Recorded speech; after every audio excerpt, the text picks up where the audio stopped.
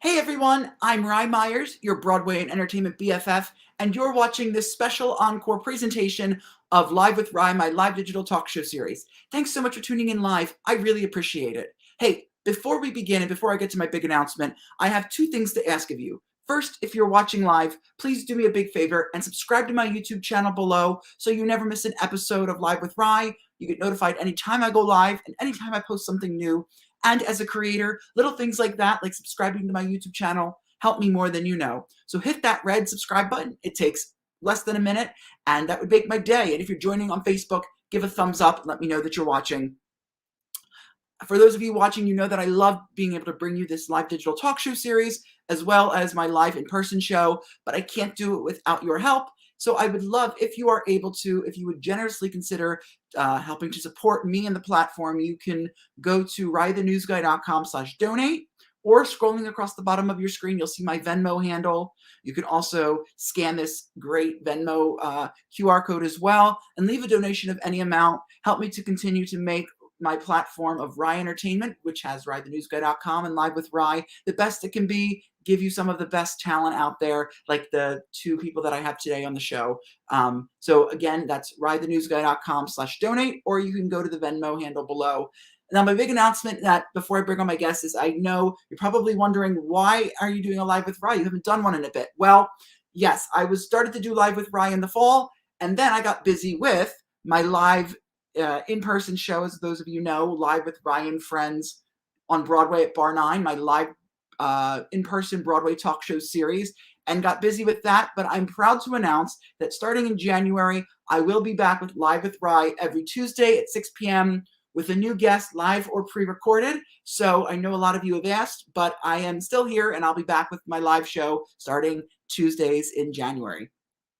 With that, help me welcome my two very special guests. They have created this incredible new musical, which just released its album on November 19th, called Freedom Writers, the Civil Rights Musical. Help me welcome the two incredible people behind this, Richard Allen and Taryn Gray. Hey, hello. Taryn? Hey. Hi, Rye. Thanks for having us. Yeah. Oh, thank you so much for doing this, and thanks for being here. Yeah, of course. Thank you. I know we're on separate coasts, so thank you for making this work. I appreciate it. Absolutely. It's a pleasure. Yeah. So, Richard, I understand the driving interest to pursue this head-on as a musical was after you watched an Oprah Winfrey special about the Freedom Riders. What was it about that special that propelled you to take the leap to really create what became Freedom Riders, the Civil Rights Musical? Well, I think for me, I found it to be something I didn't know, so I think that was a big part of it, for a Black kid who has had a, pretty extensive civil rights history education, to not even know about this event. I found it to be something really intriguing about our education system and why this event is kind of skipped in a way. So that was what kind of led me down the rabbit hole. Was just the simple fact of the curiosity of why didn't I know this, and it has such a huge emotional impact as well. I mean, you can't watch that. I don't think you can watch that that Oprah special or the PBS special or read any of the books without really, feeling emotionally stirred by it. So, I mean, those were the reasons why. I mean, obviously, you have the freedom songs, and to me, it was like, okay, it's a no-brainer once you start listening to the freedom songs. Every civil rights movement is heavily inspired by music. So I just thought this was another one where it was an opportunity to teach people and also do some great music. I love that. That is really, really inspiring, really empowering. And then how did you come about to then sort of collaborate and bring Taran on board then? Yeah, Taran, go ahead. Yeah. So Richard and I have been best friends since, I don't know, 2008, maybe. So we've had a long relationship of working together and creating together. Initially, he just wanted me to come on to play piano for him as he was writing some music for it. And I think about one or two sessions into it, it was something that I really wanted to be a part of on a deeper level. So I went back and started my research on understanding the Freedom Rides, and jumped on board as the co-creator. And now we have 5 musicals together. That's insane. Wow. That's really exciting. You know, I was listening to the album before I came on here again, because I listened to it before as well. How did you come up about finding the rhythm and sound of each song? It is so incredible. I love each and every song so much, and it's got such a special meaning to it. How did you come about that? Yeah, I mean, when I wrote the synopsis of the show, and well, the book itself, you know, you find these places for it, but I think we always knew that we weren't going to do traditional theater sounds, and one thing that we always are playing with the idea of what is popular music, and in a sense of time period, but also contemporary. And we know we wanted to mix all of that. And so I think when it came down to it, we were really just trying to find the spirit of the moment and how it fully represented those writers at that time period. What would you add on, Taryn? Yeah, I think that's great. You know, as far as sort of like genre themes, it was, I guess, first of all, it was important for Richard. He came to me and said, "Hey, I think this is something where it would be great to give people, you know, the experience of church without giving them the experience of church." And so that was sort of a large backbone of a lot of the songs, like "Come Down to the River," or "Delod," and then we mixed in other things in there. So there's some folk music aspects to it, because folk music is so vitally American in the way that we orally tell history. And then there's obviously also a lot of Motown elements, especially when we introduced the younger writers, because that was the popular music of the day. So we're playing with that as well. Oh, that's great to hear. I love that. I just actually happened to look at this stream while you guys are talking, and I do see that my screen is completely black. So I am just trying to see if you guys see me now, or if you're still not seeing me, which I don't. Yeah, not seeing you yet. Okay. Let's see. And my apologies. This is what happens when you Technology. gotta love live technology. Yeah, we understand that. Completely. Oh God, this is interesting. Yeah, well, it's always something. Let's see. Okay, let me try this.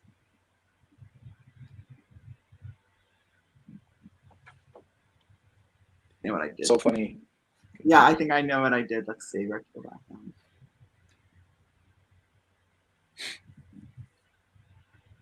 Let's see. I think I got it. Oh. Yeah, there you are. We did it. Okay, great. Wonderful. Woo! There we go. Hello, great to see you. You look great. Thank you. Okay, yay, there we go. I didn't want you to think I was ignoring you both when you were talking. I was listening. I was just like, wait, do they really not see me? There we go. All right, Richard and Taryn, thank you for bearing with me with that. I'm so sorry. No problem. I usually have with me, and I didn't set that up today, and so the setting was apparently set to that. So we've been there. We did an entire digital musical festival during COVID, and actually a Freedom Riders, and so I think we hit just about every technology failure that you possibly could in trying to prepare for that. Wow. Well, hello everyone. Now you're seeing me. So to get back to where we were, Taryn, I think that's great how you came about into this. What was the process though for writing the lyrics? Did you take the words that were said back then during that time? Did you hear from some of the Freedom Riders themselves and people of that time, or did you sort of just draw on what you have read and things from that period? I'm sure it might have been a mix of both, but how did you come about with the lyrics for the songs? Yeah, the lyrics are a mixture for sure. They are we have this our concept is for freedom writers is not typical musical theater concept. In musical theater, we it's the process of you can no longer say it, so you sing it, right? And it's built out of that really magical moment of that. We wanted to Right. do something different. We wanted to really be in that place. We think that even when you get to an emotional high point, sometimes time freezes and during that emotional high point. So all of ours comes to a place where they're speaking from the emotion as opposed to just I can no longer say it. And for us, that's kind of how we wanted to develop this. So ours is a freezing of time and emotion. So we wanted to approach everything from this kind of like there's some things that are kind of on the nose, but there's also a lot of poetic things in there. And then we also wanted to kind of, in a way, create contemporary freedom songs. So we kind of looked at the makeup of those freedom songs and we kind of mirrored that a little bit too, just with the inspiration, the imagery. So that's what a lot of the lyrics do. A lot of imagery, a lot of poem style writing within this piece itself. Wow, I love that. I love how you came about with that. I understand that you both knew or were friendly with the late Representative John Lewis. What was that relationship like, and how did he help influence this musical? I know he was obviously part, he's well known for being part of the Freedom Riders back then. Well, in fact, one of the pictures that is in your press kit is with him. So, how did he inspire this musical, and what was your relationship like? Well, we got to spend time with him on a couple occasions, which was really neat. The first two times was in DC. Mhm. The second time we met with him, we actually got to we sat with him outside of Nancy Pelosi's office and played him the soundtrack for the musical back when it was demos. Mhm. And that was a really amazing experience to kind of hear his input on that. I think his biggest input was just sort of the assurance of the fact that music was so vital already to the movement, that the fact that this was a musical was very fitting in a way, because they would use song. The Freedom Riders would use song in order to sort of build their bravery for these moments where they were traveling together. And then the third time we got to meet with him was in New York. He came to actually see our production at the New York Musical Festival in 2017, Mhm. and sat in the audience, met with our cast, and that was a really really incredible evening for sure. Yeah, I mean, the cool thing about him is that, you know, he has a really great autobiography that's already out, before he died, and so there's a lot of stuff that I was able to go and research and pull from that. I mean, the great thing about politicians is that they're very much, they know their stories, and when talking with him, there was a part of it that felt like, okay, I'm reading an autobiography, but it's just live now, very much that. But I mean, at the same time, you get more of a sense. I mean, it's not the stories he tells you; it's how he tells them. And I think that is what the thing that gave us the most knowledge about how to present the musical itself. I think, and that's the case for all the freedom writers that we've become friends with and that we've known, is not necessarily what they say, it's literally how they say it and the passion that they say it with. And we realized that ultimately we weren't trying to capture words, we were trying to capture passion and inspiration for the show. So that's what we kind of concentrated more on for these characters and what we use from the real life people in the show itself. Okay, I, that's wonderful. Was there something that he taught you, or that you learned from him that you carry with you today? That's still a big part of the show for you, and writing and finishing, the sort of the final touches of the show as you get to the next stage. Yeah. I think one of the things was just how energetic he was. I mean, he loved to dance, he loved to run, and this was him in 2017, he was already an older man, you know, and he was running through the Congress building, getting from one place to another. He would take dance breaks. So I think there's just a spirit to him of youth that has always existed, and for as important and deep as the content of his mission in life was, he also had such a wonderful levity to him that he kept through it all, and an optimism. That's really, really special. What was one thing that you learned about the Freedom Riders that you, during this process, that you didn't know before going in? Was there, I mean, I'm sure there's been a lot, but was there one thing specific that stood out to both of you that you didn't realize going in, that you learned as you worked on this musical? I think there's a lot of things and I think you learn in talking with them. Mm-hmm. We did a lot of that before, and obviously a lot of it after itself. Yeah. I think the one thing you learn that probably doesn't end up in the musical, but I'm excited for people to kind of see after they see the musical, is that these people kind of never stopped. They've never stopped fighting. They're still there. They still want to be a part of guiding the next generation. They still have thoughts. You kind of look at these moments in civil rights history and you go, it ends with that thing, and it doesn't. It continues, and that fight continues. And they have hopes for us now that they hope we will do, for our next generations after us. So I think what maybe the lesson is that till we all have equity and we all have peace, the fight is never done. That's really true. That is, yeah, I certainly agree.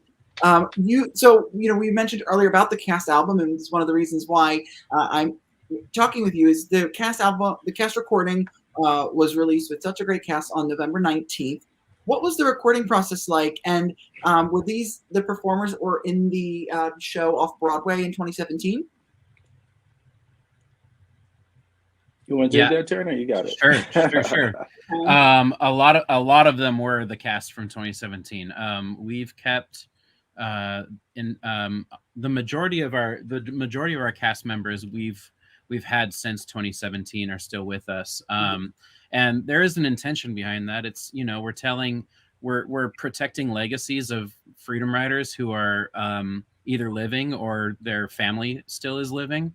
And so we do want a depth of each of our actors understanding who they're portraying, and so that they can take on that mission themselves. A lot of them were on the cast album. The majority of them were. And the recording process was super, super intense. We did 17-hour days for 2 weeks straight. The first week in San Diego and the second week in New York, and with like 1 day in between in Los Angeles to jump on a flight. So it was crazy, but fulfilling for sure. Which is like a much longer process than most Broadway albums do. Usually they're 2 or 3 days. They're pretty quick. And for us to go this long is because we had 2 different casts. We had 2 different coasts, that we had to do it on. Our Broadway people in New York and our ensemble people mostly out of San Diego and LA, and most of our musicians out of San Diego. So for us, it was a little bit longer, but it was cool to be with the people that, who really know our music really well. The singers all know this. They've all multiple concerts, maybe productions for some. So this is like a backbone of theirs. So it's cool because they were able to build on top of something that, that only usually you get to do if you've been on a Broadway production.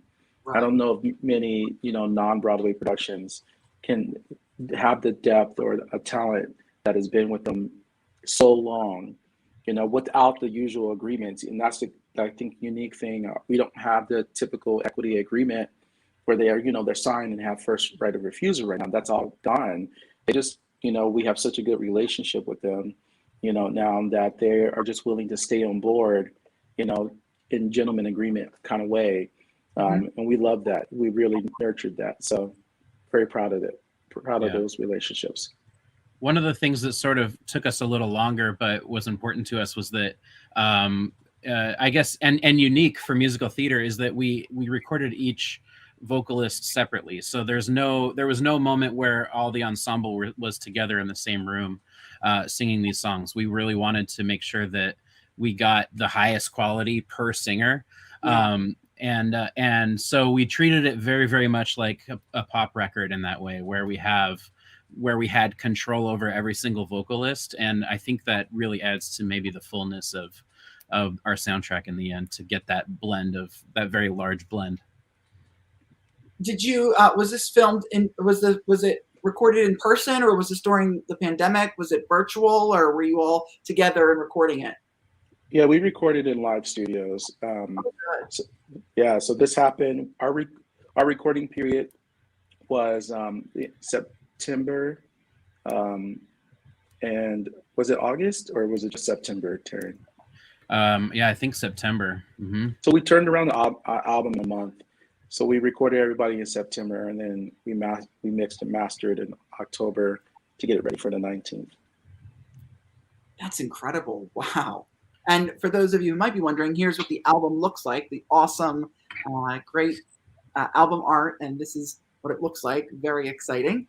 So what were some things that you've learned about producing and creating a musical that those who are sort of want to do what you do, who are writers and composers that want to bring their own work to life? What are some things that you learned that you didn't know that really were either a wake-up call, or was like, wow, I wish I knew that earlier, or sort of you learned as you went along?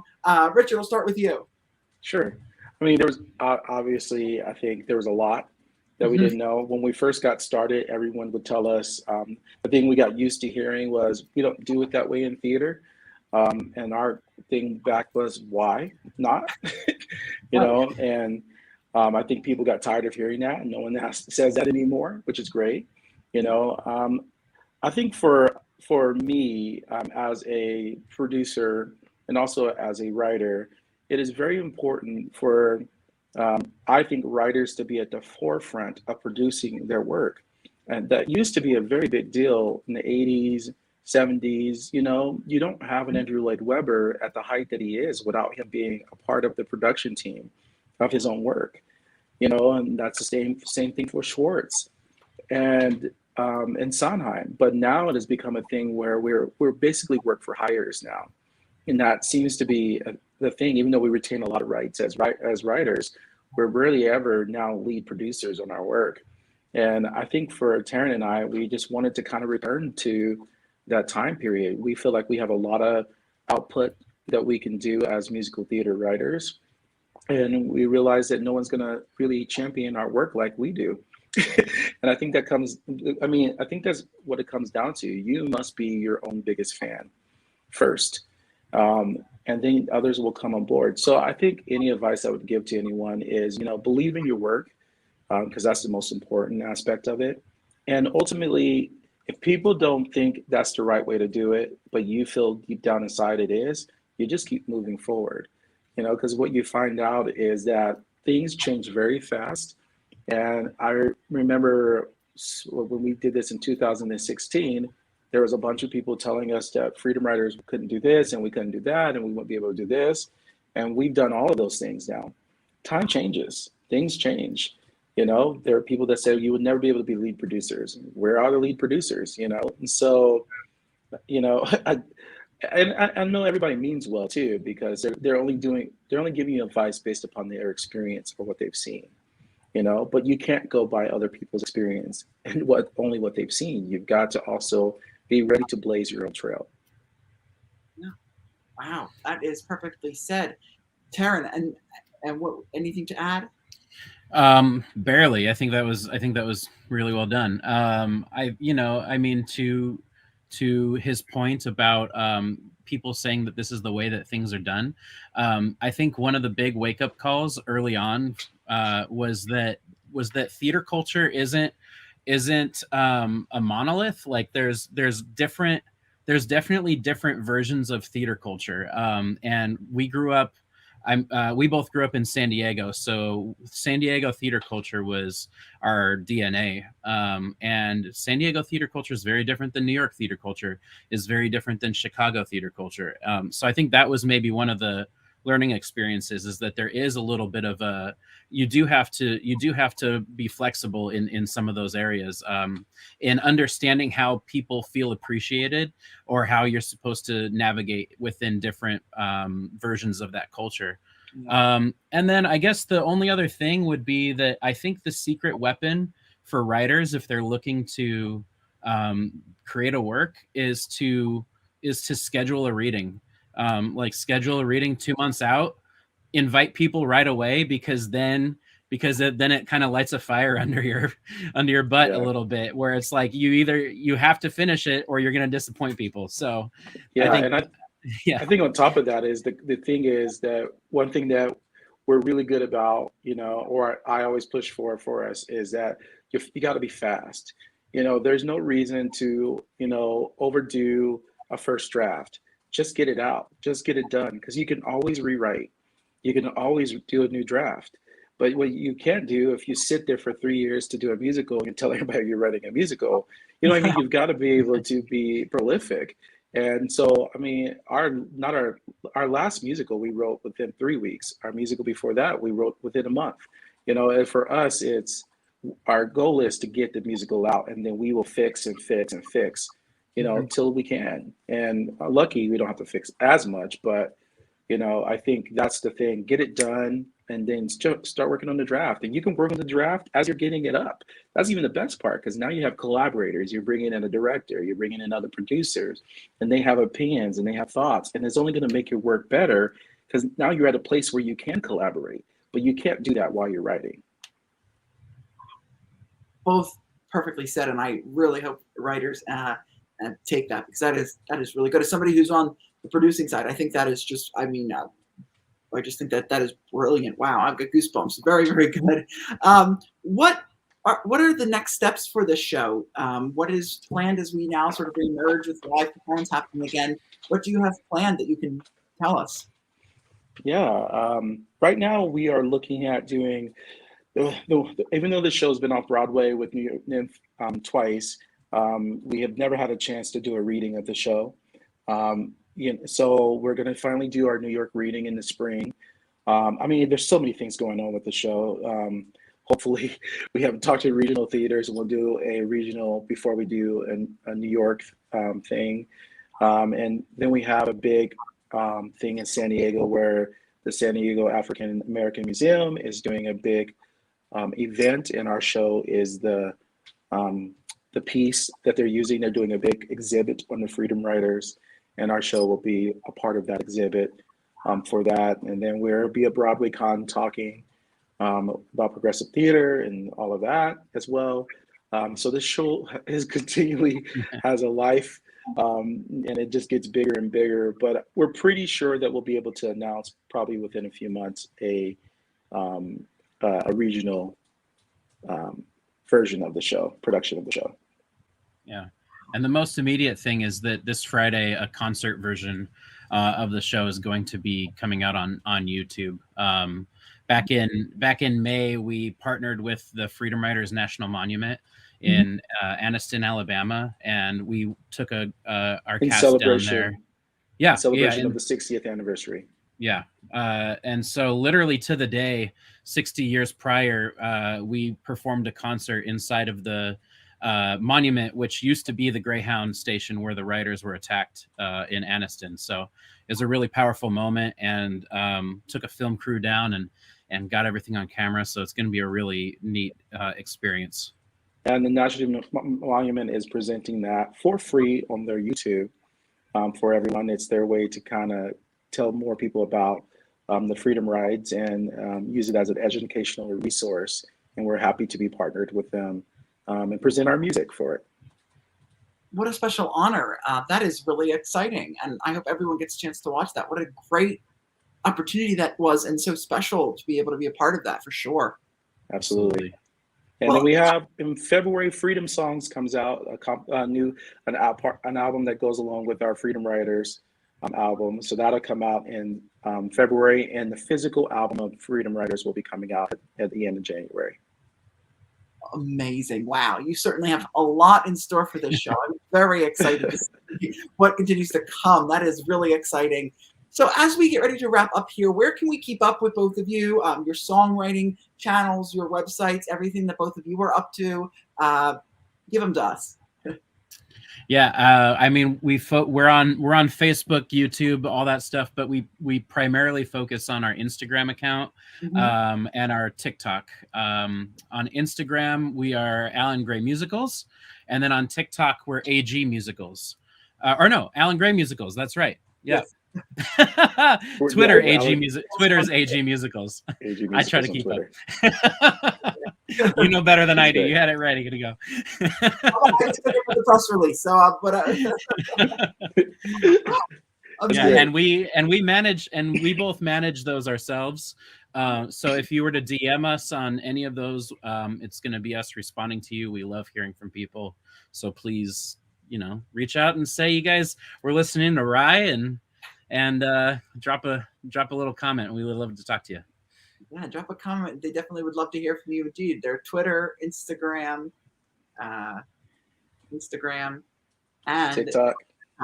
And how about do each of you have your own channels as well? Your personal Instagrams as well? Yeah, I'm on Instagram. I'm Real Ricky Allen on IG, and I use am that tearing more. music. Oh, sorry, I didn't know were you done? Yep. Oh, there you go. Amazing. I love it. And there's also, if you want to keep up with more of what they're doing, you can also go to, I believe it's alanandgray.com to see all of their work. They've got a beautiful, I love the layout of that website. It's absolutely beautifully done. Thank you. For those of you out there who want to keep up with me, you can follow me on TikTok, Twitter, and Instagram at Rye_Myers, and on Facebook at _official Rye Myers. And you can go to rydthenewsguy.com to learn more and to see all of my producing ventures. Head to ryentertainment.com. And one last time, do me a big favor if you were watching and subscribe to my YouTube channel. Hit that subscribe button so you never miss an episode. Again, as I'm sure we can all relate on this channel as creators, little things like this help us big time. So I would appreciate it so much. And once more, because I was apparently just at a black screen in the beginning, if you are so inclined and feeling generous, please consider making a donation to support my platform, rydthenewsguy.com, and the show Live with Rye. You can go to www.rydthenewsguy.com/donate, or donate via Venmo, which you'll see at the bottom of the screen, or you can scan this QR code, which will take you to my Venmo handle, and you can leave your donation like that. Well, listen, thank you so much, Taran and Richard, for taking the time to chat with me today, talk all about this exciting musical. I am really excited to see what comes of this. I can't wait for the next steps. I love the album, and I thank you for taking the time to chat with me. Thank you for having us. Yeah, thank you, Ryan. Not especially on a piece about social justice. It's not every person decides to amplify these messages. So thank you for your part in that. Well, it's my pleasure, and it's what we have to do, and what is required and a must for all of us. And so I'm more than happy and thrilled and want to amplify it. So I'm so thrilled that you were able to do it. Yeah, thanks, Ray. Thank you.